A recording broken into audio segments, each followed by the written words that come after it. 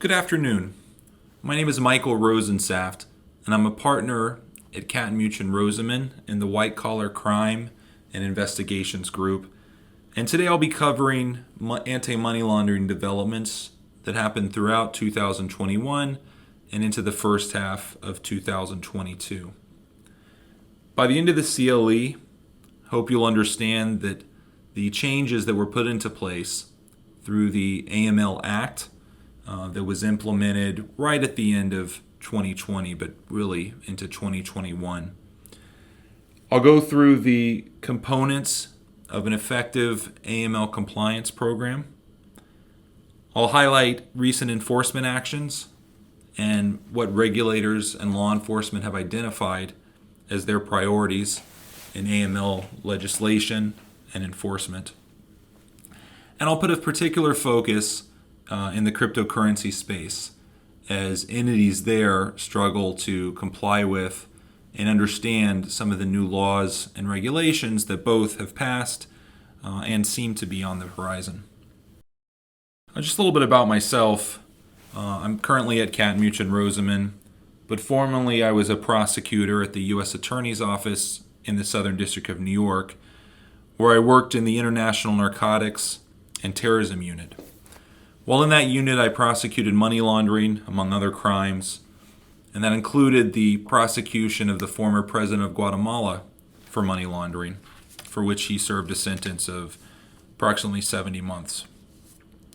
Since joining Catten, I have advised clients on their money laundering programs. I've advised cryptocurrency firms on the requirements that have been passed and are planning to be passed, and spoken generally to clients about sanctions, export control law, and other requirements related to anti-money laundering.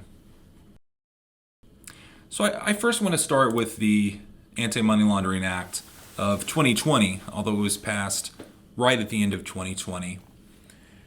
And that act had a number of components which I'll go through today.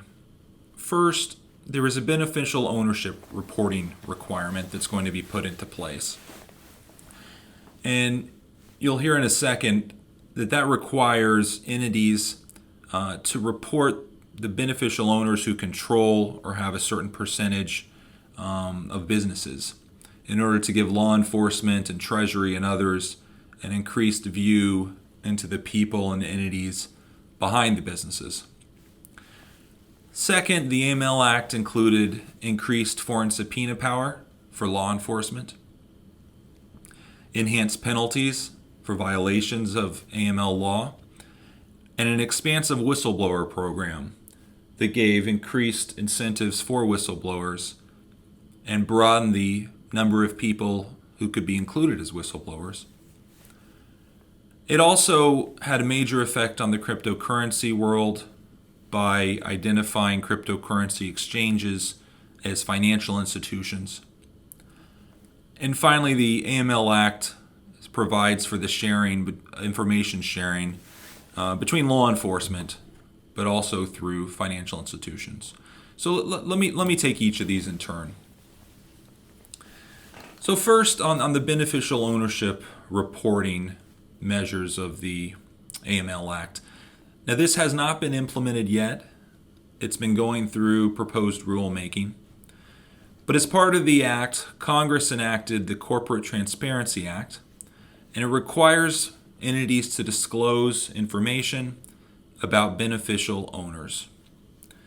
Information includes the full legal name, the address, and a unique identifying number, and further information that Treasury will likely propose.